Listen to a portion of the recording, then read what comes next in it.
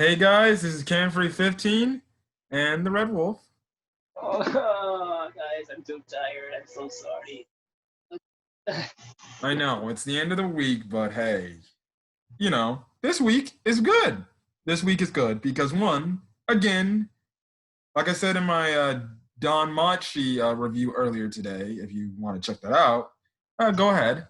Happy Crash Bandicoot or day because Crash Bandicoot officially came out. If you pre-ordered the game digitally, you would have got it yesterday, but okay. As well as welcome to the start of fall anime fall 2020 season. All the fall animes are still here. The only summer anime that's currently going on right now is this, really, because this is from the summer all into the fall. And man, I really feel bad for guys that just dropped the series in season 1 and said Fire Force sucks because, man, they really should have kept watching. Oh no, there's people out there that say Fire Force sucks. Or they dropped the series because the season 1 started off too slow. Mm-hmm. I don't know where they're at, but they might want to get back on because this episode, man, let's just say this new arc is gonna be crazier than the last 2 arcs. Mm-hmm. Oh my goodness. Now, you thought what Shinamon and Joker did the last couple of episodes was insane. Oh hell no. This episode takes it up another level, man. this keeps getting better and better and better. No, you have no idea. Oh man, and this new antagonist, OMG. Yeah, he's all sorts of crazy. If not what they say, mad. Mm-hmm. Anyways, guys, we're here to talk Fire Force, Season 2, Episode 14. We've officially hit the midway point. Well, I don't know. They put a new opening here. You get a new opening, a new ending, so I guess you can call this the midway point of Season 2 for Fire Force, even though it technically should have been Episode 15, but it is what it is. It sucks that we're not going to get Spark again, but hey, I honestly kind of like the new opening. The new opening theme is pretty good. Maybe not as good as Spark again, but I still enjoy it. I will give this opening credit. It has better, animation visuals than season 1 opening number 2 did. And well, maybe because it's also longer too. But all right. Anyways, let's get to it. Now, we all know what's going on. The Fire Force Company needs to investigate Hajime, but we also know that Look needs to bring Shinra to Hajime Industries. We do get this nice little funny start to the episode where Arthur and Shinra are arguing like they really are. Lisa's still looking like a snack the way she always is. And Vulcan making more inventions. Oh my god, you just enjoy staring at her exposed cleavage. I'm sorry, man. Iris, Maki, and Lisa, and even Tamaki, they're all snacks. Okay. I agree. Yeah, I agree. Anyways, after Shinra and frickin' Arthur's little, of course, Zoro, Sanji little rivalry going on. And actually, I do find it hilarious because Shinra uses his feet, and he actually fights, honestly, like in this fight today, he fought like Sanji, and Arthur uses a sword like Zoro. So technically, you could say they have like the Zoro-Sanji dynamic. Oh my god. I didn't even think of that. Yeah, I just thought of that. Goodness. Anyways, they have a organized talk in the captain's office, in Captain Obi's office. And essentially, even before that, we find out that Shinra actually used to go to Hajime when he was younger. And you can see the flashbacks where he was obviously tested on with, I guess, these metal stilts in his leg or something like that. Yeah, that was about 12 years ago, as he said. And then, like I said, we go to the captain's office room where they're doing all this stuff and talking about what's going on since Lick is back. And Lick finally tells everybody that, yeah, I'm a Hajime spy spying on you guys for just looking at Shinra Kusakabe.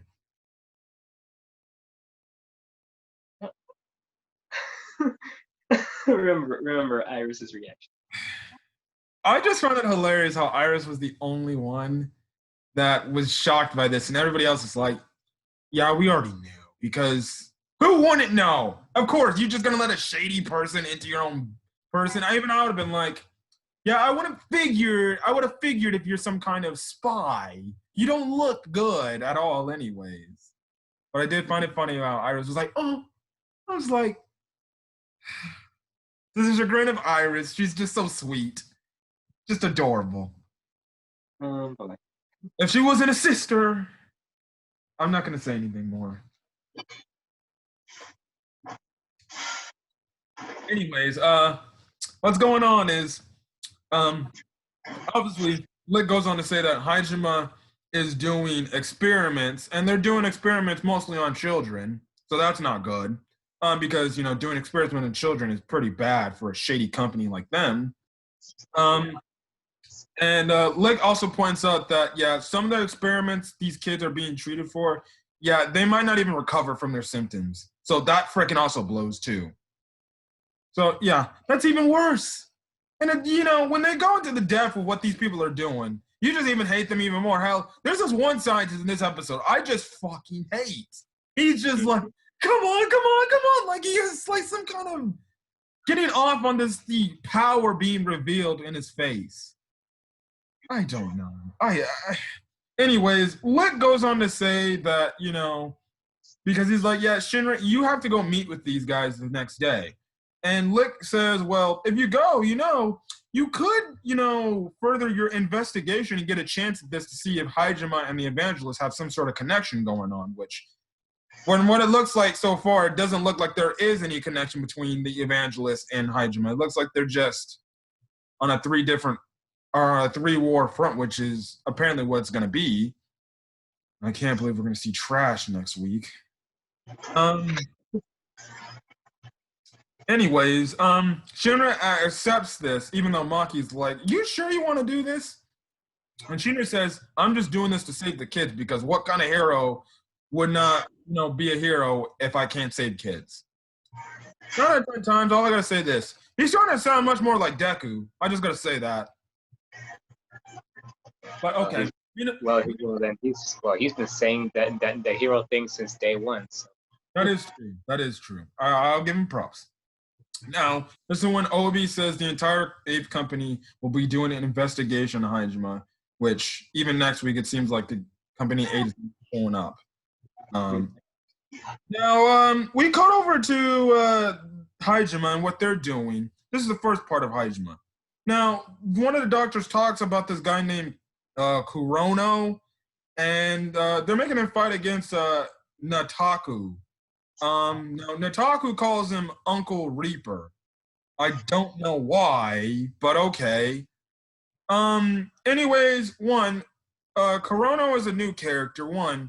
He has his I believe it's his right arm. Yeah, his right arm in bandages, and it's all burnt to a crisp. I'll get to talking about that ability or thing he has. Now, Nataku, we find out is the kid that was stabbed or injected with the insect, thanks to Rekka from last season. So, yeah. And I'll keep my thing here. Now, if they go in more depth about that kid, if you watch the trailer. I'll just say that. If you want to know more in depth about the kid, watch the trailer for the second core, because this is the second core of the season. Our second core is the second half of the season, either or. Now, anyways, the fight starts off, and Kurono starts making threatening remarks at him.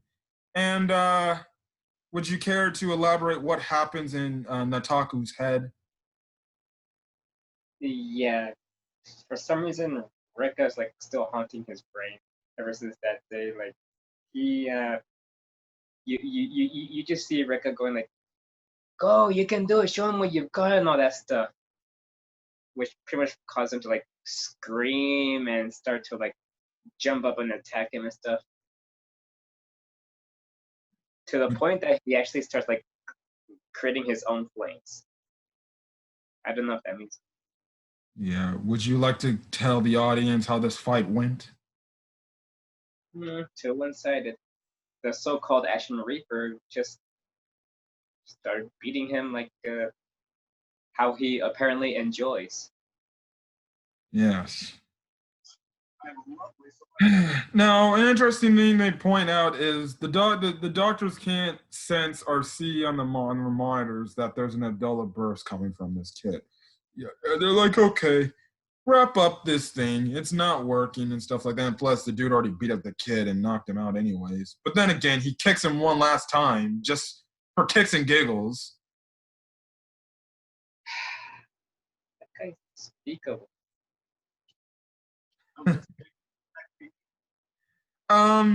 Now we find out about Kurono's arm. Now, his arm is carbonized from tephrosis. Now, if you don't know what the hell that is, I'll give you the description because I had to look this up. I had to pause my freaking episode and be like, okay, what does this mean? At first, I thought this was like some kind of real world thing. No, this is only a word to the Fire Force world. Essentially, what tephrosis is when a third generation overuses their ability, their bodies begin to char due to the lack of oxygen in the body. I feel like we're not going to get this explanation till later on, so I'm just going to say it right now. This is also a type of disease, so apparently he's also sick himself as well.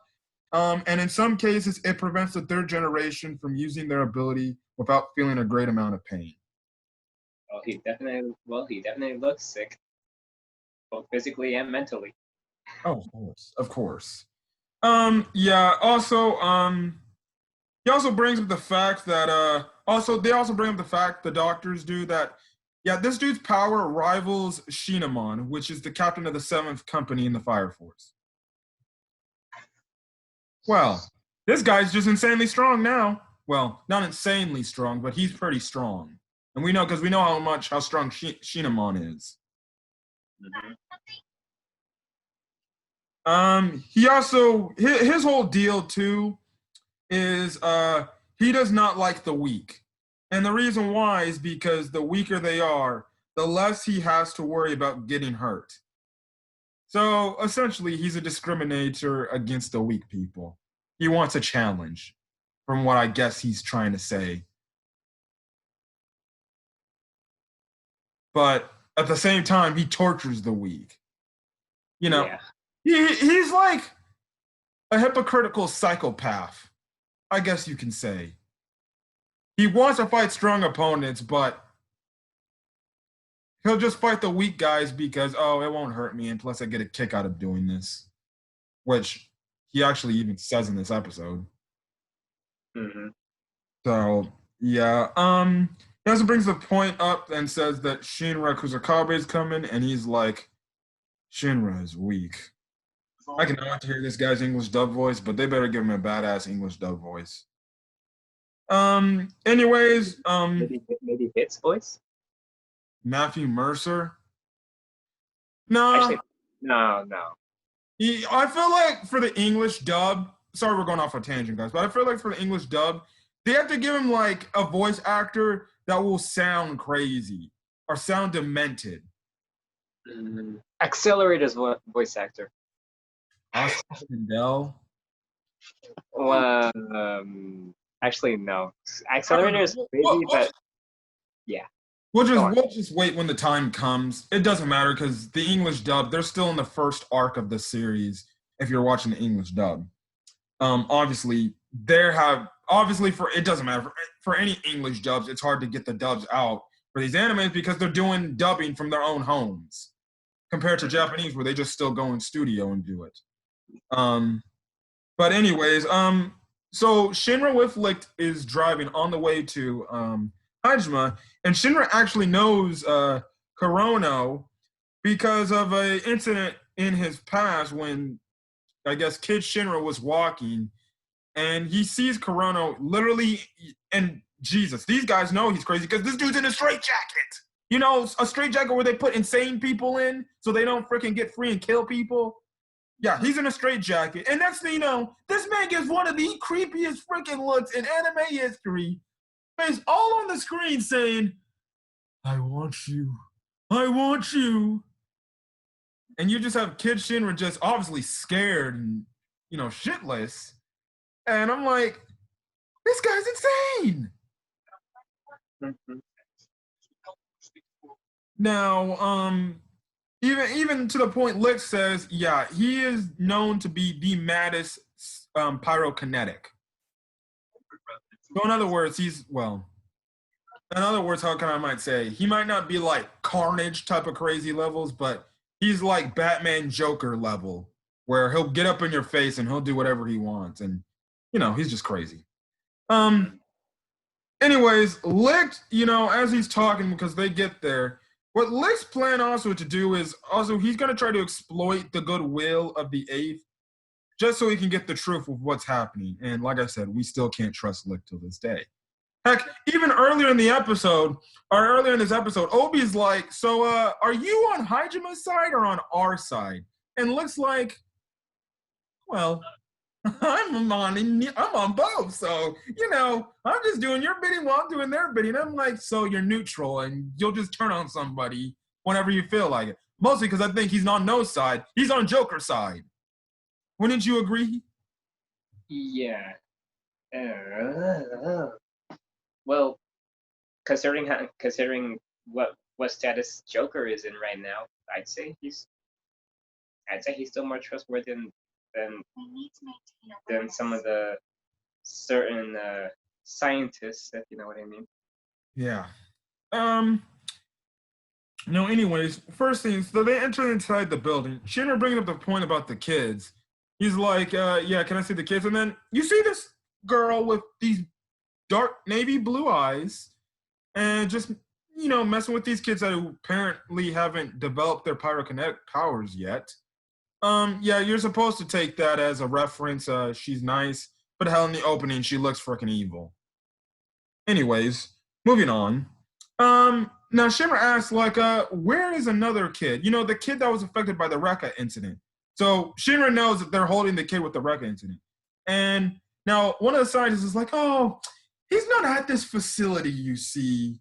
He's somewhere else, which later Shinra gets an Abdullah link to that very much Nataku, and he sees Nataku wanting and asking for help and wanting to be released from this place. And he's like, these mother effers are lying. He's somewhere in here, ain't he? And stuff like that, which is crazy enough. Now, Nataku does not react to Shinra at all in the Abdullah link. So, yeah, now he tells Lick, yeah, I got an Abdullah link with the kid. Let's just keep things under wrap and make sure they don't know or catch on to us. And this is when we get the Kurono, versus the Shinra fight. I'm guessing you would like to talk about this fight, Denzel, because this fight is already crazy enough as is. If you thought what he did against Nataku was crazy, take it away. Okay, so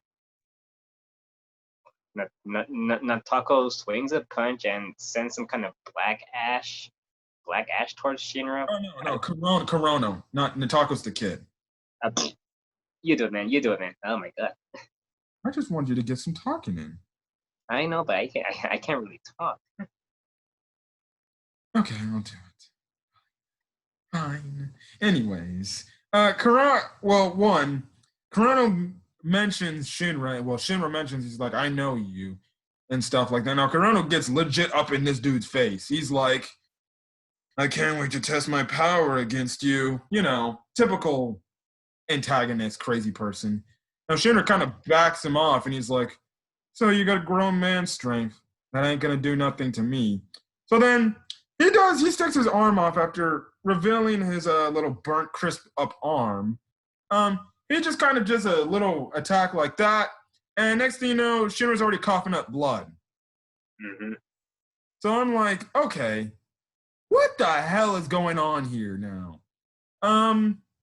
So then Shinra starts using his rapid attack, and Yeah, the dude Kurono is like seeing this and reading his moves like a book, and it's not even working. Like he's blocking everything, and it's like, oh, this guy is serious, serious, serious. Hmm. Um, Now we find out that the black smoke links to Kurono's senses. So essentially, his black smoke is honestly like himself. Essentially, you can just, I guess hear, sense, taste, maybe smell him coming. And yeah, he does this other move called, which is the thumbnail of the video. Forgot what it was called, but it was like Black Eclipse something. And it's like, man, it was crazy. It was just crazy. Then he just covers the entire freaking room with smoke. And yeah, he badly damages Shinra by cutting him up. He can also make his smoke solidified into legit knives or daggers or whatever you want to call it. Hmm. At first, I thought it was gonna be like a full-fledged katana sword, but no, it was just like small little knives and a dagger. And yeah, Shinra gets cut up, and the next thing you know, you have the scientist like, okay, I think it's time we like calm it down a bit, But then that's when Kurono is like, fuck this. He just makes the entire room turn into smoke, and he's telling Shinra, he's like, you know, I'm just not gonna stop. I'm gonna keep going, and you're gonna stop me. And that's where the episode ends off. So next week, the evangelist is gonna show up. The rest of Company A is gonna show up, and it seems like we're getting some sort of breakout thing going on. So yeah. Now, before we end this video off, if there's anybody we need to talk about this episode, it's Kurono. Now, Kurono, all I gotta say is he's probably gonna be hands down one of the craziest anime characters we have seen yet. And we've seen some pretty crazy anime characters over the years of anime. Yep. Um, I guess first I'll get your what are your opinions on him? I just legit hate him for the fact that he just likes abusing little kids. Yeah, And he's I don't know what to make. I don't know what to make of his. Why? Like why? I will say his credit though. His design looks really good. I guess aside from his eyes. Oh yeah, he's got them like cat eyes right there. I mean, of course you would be triggered by this since you hate cats. Yeah, so no, I'm not a cat person. But yeah, my thoughts is exactly like yours. I just feel like the more we see of him, the crazier he's just gonna get. And it seems like he's gonna be the main antagonist of this little arc here. Well, we don't know. The evangelists are gonna be showing up, but it seems like he's gonna be the main bad guy of this arc. So who knows? Maybe we'll get a well, hope not, but maybe we might get Evangelist and Fire Force team up here against that guy because maybe he's just too powerful. But Mm. yeah, now, like I said, we're gonna be seeing Trash next week. I'm not looking forward to seeing her. Oh God. No. The term for her is Oh, that too. But we're gonna keep it PG here. But yeah. That's why I censored myself. yeah. Anyways, this episode was really freaking good. I just can't wait for next week, man. I just can't wait for next week. These episodes, man. Oh, I'm sorry, man. If you're not hooked on food, if you have friends that are not like watching Fire Force, tell them to get back on this show, man. This show has like legit been great for season 2, and I'm gonna keep reviewing it till I don't know till it's over. But yeah. Anyways, that's it. See if I could show the opening without getting copyright strike. I would probably maybe do a breakdown of the opening of what potentially we could be getting this series. All I know is I saw that we might be getting a 3-way battle. I'm very also intrigued by this Maki stuff because it seems like in the opening they cut back to like I guess Maki's family and her past. So I'm guessing are we gonna get like a Maki backstory little thing where we get more of her character to understand the character she is today, or maybe she might see something back from her past that affects her now. I can't wait to see, because one thing I will say is Maki has been very lacking this season. Yeah, I would say a lot. I would say that about that, because like, really, best girl, and you're not giving her enough screen time. Yeah, so it's gonna be interesting to see what that's going on. Yeah, and then this whole thing going on at Hajima is just gonna be insane, crazy. I don't know how many episodes this arc is gonna be, but it's gonna be it's gonna be crazy. It's gonna be really crazy. But I think that's all we're gonna say here. So if you guys like the video, leave a like, put in the comment section your thoughts on this episode, your thoughts on Kurono, what to expect from I'm guessing Nataku. I don't know what to expect so far yet from him, because it seems like he's going to be the person that we need to put our eye and attention and save. You know, the typical little kid type of anime genre. It was Eerie this past year. It's now Nataka. And Dungeon Girl, or, you know, Daimachi. It seems like it's going to be that blue-haired monster character named Ween. Yeah, other than that, that's really it. So we're going to get out of here. Also, hit that subscribe button to get more Fire Force content. So hopefully you guys have a great rest of your day. Check out all the other fall animes that have come out if you're interested in checking them. I'm probably going to do them on my own time. Like I said, I don't know if I'll get to all of them and I'll review all of them. I don't know if you're asking, am I going to review Jujutsu Kaisen? I don't even know if I'm going to watch it, but I heard like it's going to be really good. But who knows? Maybe if I want to, or if I'm interested enough in it, I'll check it out. Because apparently that's going to be the big, you know, anime this season, or this fall season, of all the animes that are being released. But I definitely can't. The other certain animes I can't wait to see are definitely, which I think is coming out tomorrow, because I already saw Daimachi today. I definitely can't wait to see what this Dragon Quest has to offer. I don't play the games at all, nor the only thing I know about Dragon Quest Dai is just Dai because I play Jump Force, and it looks really good.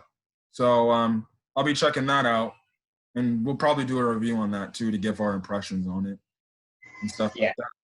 But yeah, so fall, you know, anime 2020 has officially kicked off. You know, this is not as stacked as I would say the summer, and especially what the upcoming winter is going to be like, but it's still going to be a pretty good season for the fall anime. You still got a lot of good choices out there to watch, so if you can, try to watch all of them.